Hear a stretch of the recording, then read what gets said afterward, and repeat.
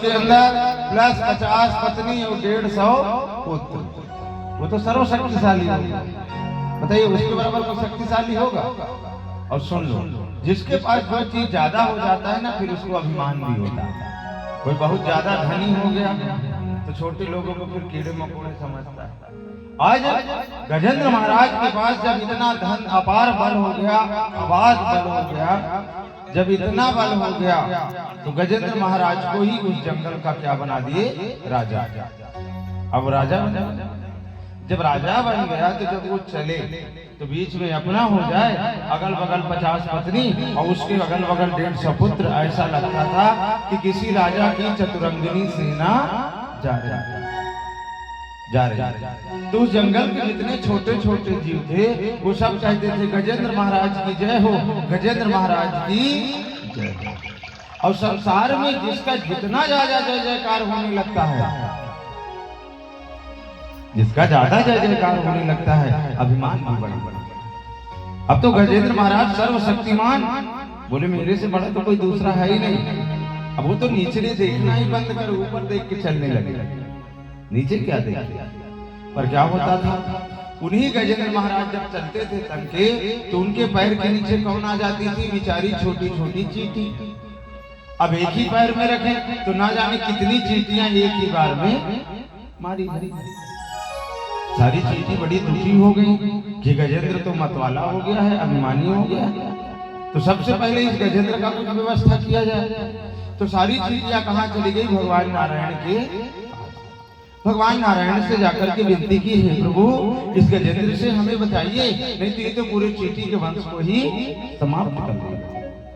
तब भगवान कहते हैं सुनो, ये चराचर जगत जो है ना मेरे द्वारा, सब मम प्रिय सब मम उपजा, सब मेरे को प्रिय है। सब भगवान कितनी खबर रखते हैं। संसार की जो सबसे छोटी चींटी है ना, भूरी चींटी, भूरी, उस भूरी चींटी के पैर में भी घुंघरू बांध दो, भूरी चींटी के, और उस भूरी चींटी के पैर में घुंघरू की जो आवाज है वो हमारे नारायण के कान तक पहुंचती है। भगवान कहते हैं सुनो, जितना बड़ा जीव उस हाथी में है, उतना बड़ा जीव गैया में है, उतना ही बड़ा जीव मनुष्य में है, और उतना बड़ा ही जीव चींटी में। इसीलिए कभी किसी जीव को छोटा नहीं समझना चाहिए, चाहे वो चींटी हो, चाहे कुत्ता हो, चाहे बिल्ली हो, जीव सब में समान है। इसीलिए कभी किसी को छोटा नहीं समझना चाहिए और ना ही कभी किसी को पीड़ा पहुंचाना चाहिए। और चींटी तो फिर भी जीव है। जो घास का एक तिनका होता है ना, तिनका घास का, उस घास के तिनका को भी कभी छोटा नहीं समझना चाहिए। बोले कैसे? मान लीजिए सामने से हवा चली और वो छोटी सी घास की तिनका उड़ करके तुम्हारे आंख में पड़ गई ना, तो वही ऐसा नासूर घाव बना देगी कि एक दिन तुम्हारा आंख फूट जाएगा। इसलिए चाहे कितना भी छोटा जीव हो, कभी किसी को छोटा नहीं समझना कि तिनका कबो न निंदिए और जो पायंतर होए, और कब होड़ी आंखन पड़ी तो पीर घनेरी हो।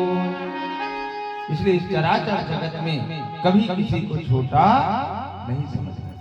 एक तिनका को भी आप लोग रामायण देखे हैं ना, सबको। जब रावण अशोक वाटिका, जब सीता मैया थी तो जब रावण जी जाते थे तो मैया क्या करती थी? एक तिनका उठा लेती थी ना सीता मैया। रावण का कभी हिम्मत नहीं हुआ कि उस तिनका को पार पार। इतना महत्व तिनके का। ये तो खैर क्या तिनका का महत्व है, वो राम कथा में बड़ी लंबी कथा है इसकी, पर एक तिनका को भी हमें छोटा नहीं समझना चाहिए। भगवान नारायण के पास जब चींटियों ने गुहार लगाई तो चींटियों की पुकार को भगवान सुन लिए। बोले ठीक है, यदि गजेंद्र अभिमानी है तो संसार में सब अभिमानी का दवा है। एक दिन क्या हुआ, वही गजेंद्र अपने 50 पत्नी और 150 पुत्रों को लेकर के कहाँ गया? एक सरोवर में स्नान करने, तालाब। देखिए जी, तालाब में ही स्नान करने का एक नियम होता है। कैसे? आप तालाब में जाइए, ऊपर के पानी को 3 बार ऐसे हटाइए, ऊपर का पानी थोड़ा श्रापित है, इंद्र का श्राप वाला, तो हटाइए और हटाकर डुबकी लगाइए, डुबकी लगा के निकल के आइए। ये नहाने का नियम है। कभी तुमको किसी के घर को गंदा करने का अधिकार नहीं है। भाई जो जल है, जो तालाब है, वो भी तो किसी का घर है, उसमें भी तो कोई जीव रहते हैं।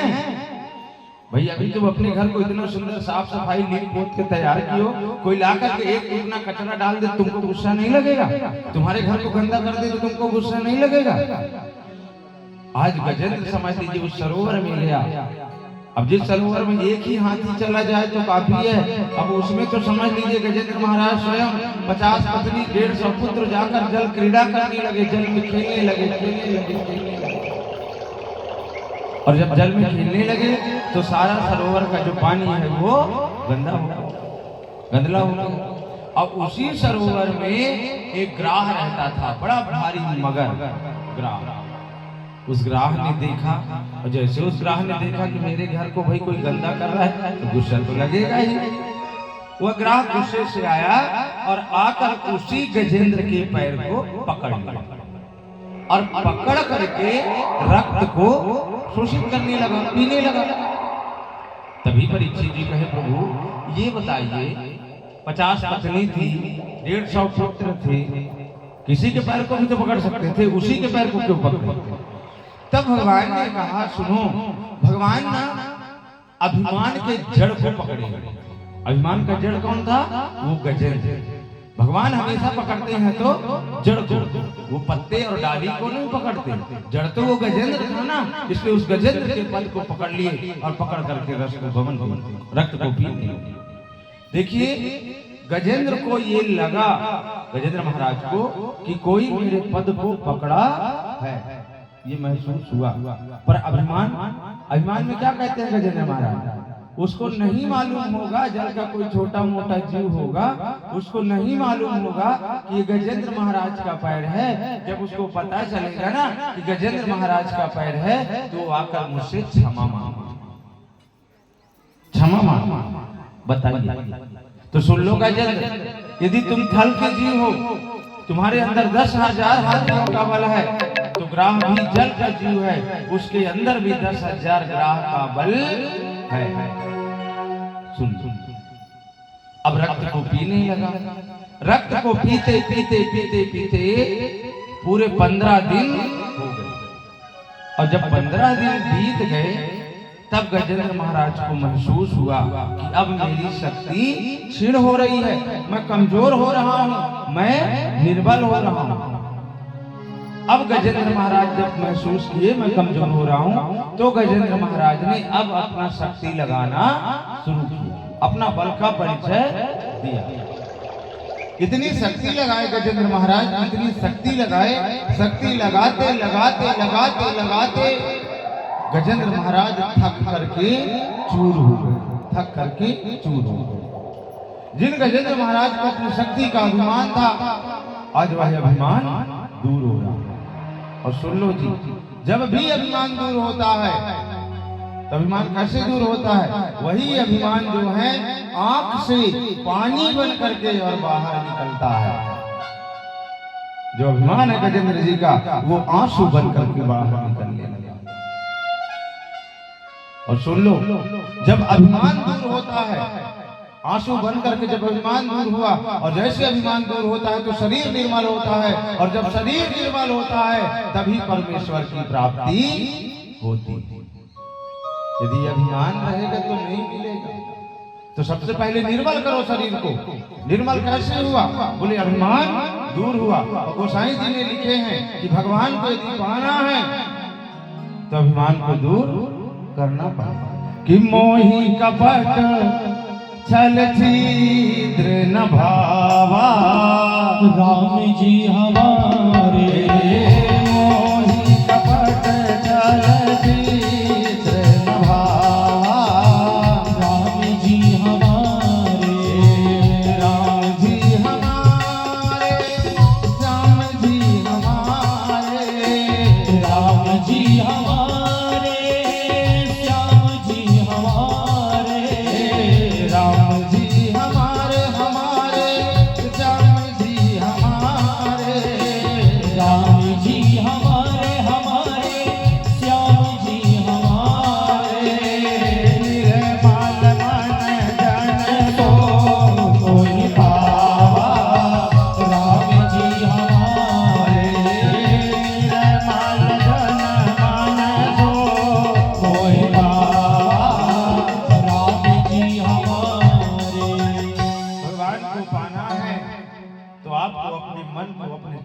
निर्मल करना। और गजेंद्र महाराज के अंदर जो बल का अभिमान था, आज वो आंसू बन करके दूर हो गया। अब शरीर निर्मल हुआ। अब वो ग्राह क्या किया, अब गजेंद्र महाराज को जल के भीतर खींचने लगा। और जैसे जल के भीतर खींचने लगा तो वही गजेंद्र महाराज अपनी पत्नी से, अपने पुत्रों से कहते हैं कि भाई मेरे प्राण की रक्षा करो। सोचिए, महाशक्तिशाली वो गजेंद्र, फिर 50 पत्नी और फिर 150 पुत्र, सूंड में सूंड लगा करके खींचना शुरू किया। सूंड में सूंड लगा खींच रहे हैं, खींच रहे हैं, खींच रहे हैं, खींचते खींचते खींचते खींचते खींचते 3 महीना हो गया। 3 महीना पर तिल के बराबर भी नहीं खींच सके। 3 महीना खींचे पर तिल बराबर नहीं खींच सके।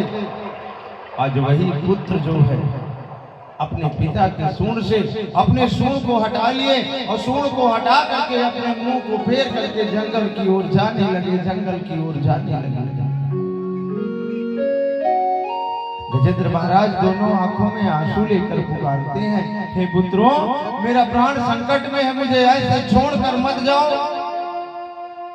मेरे प्राण संकट में है, मुझे ऐसे संकट में छोड़कर मत जाओ। उन्हीं बच्चों ने कहा, पिताजी क्या करें, आप तो जल के बाहर आ ही नहीं रहे हो, भीतर से निकलते नहीं। जिन पुत्रों को हम अपना सब कुछ समझते हैं, जिन पुत्रों को हम अपना प्राणों से बढ़कर प्रेम करते हैं, हम अपना सर्वस्व समझते हैं, आज वही पुत्र पिता के प्राण संकट में है, मुंह को फेर जंगल की ओर। पत्नी बेचारी क्या करे, पत्नी बेचारी 15 दिन तक और खींची और वो भी थक गई। और जब वो भी थक गई तो वो भी अपने मुंह को फेर करके, आज पुत्र भी चले गए और पत्नी भी चली गई। गजराज ने अपनी पत्नियों से कहा, देखो तुमने जिन पुत्रों को मैंने प्राणों से बढ़कर प्रेम किया, वे पुत्र मुझे संकट में छोड़कर चले गए। और आज पत्नी भी मुंह को फेर कर चली गई। गजेंद्र महाराज के दोनों आंखों में आंसू। मैंने जिनको अपना सब कुछ समझा, जिन पत्नी जिन पुत्रों को सर्वस्व समझा, आज वही पत्नी और वही पुत्र मेरे प्राण को संकट में छोड़ दिया। गजेंद्र महाराज कहते हैं, मुझे छोड़कर मत जाओ, मुझे छोड़कर मत जाओ, मुझे छोड़कर मत जाओ। अब गजेंद्र महाराज कहते हैं, मैं किससे सहायता मांगू, मैं किससे सहायता मांगू? जो मेरे अपने थे, जो मेरे पुत्र थे, जो मेरी पत्नी थी, वो मुझे प्राण संकट में छोड़कर चले गए, तो संसार के दूसरे लोग मेरी मदद थोड़ी करेंगे। जब मेरे अपनों ने ही मेरा मदद नहीं किया तो क्या संसार के दूसरे लोग मेरा मदद करेंगे? नहीं करेंगे। सुन लीजिए जी, संसार के सब जब सारे दरवाजे बंद हो जाते हैं तो भी एक दरवाजा खुला रहता है। जब गजेंद्र महाराज देखे ना, उसी सरोवर से एक सुंदर कमल का फूल लिए और लेकर के उस भगवान नारायण की इतनी सुंदर स्तुति करते हैं। एवं व्यस्तितो बुद्ध्या समाधाय मनोविधि जजाप परमं जाप्यम प्रागजन मनुषीक्षितम्। सुनो जी, इस संसार में न तो हमारा कोई पुत्र है, न तो हमारा कोई पत्नी है, न तो हमारा कोई परिवार है। तुम याद करो, जिस दिन आए थे उस दिन कौन सी पत्नी और पुत्र लेकर के आए थे? जिस दिन तुम जाओगे उस दिन कौन सा पत्नी पुत्र लेकर के जाओगे? मुट्ठी बांधे आए थे और हाथ पसार करके जाओ। अरे पत्नी पुत्र की तो बात छोड़ो, जो ये बाल है ना, ये केस है, ये केस भी तुम्हारा नहीं है, ये भी तुम्हारे साथ जाने वाला। हम इस सबको जानते हैं। उसके बाद भी अपने लिए नहीं, पूरा जीवन अपने पत्नी के लिए, अपने पुत्र के लिए सींचते हैं। हमारे वृंदावन की जो कोयल है इसी बात को बड़े भाव से कहती है। इस संसार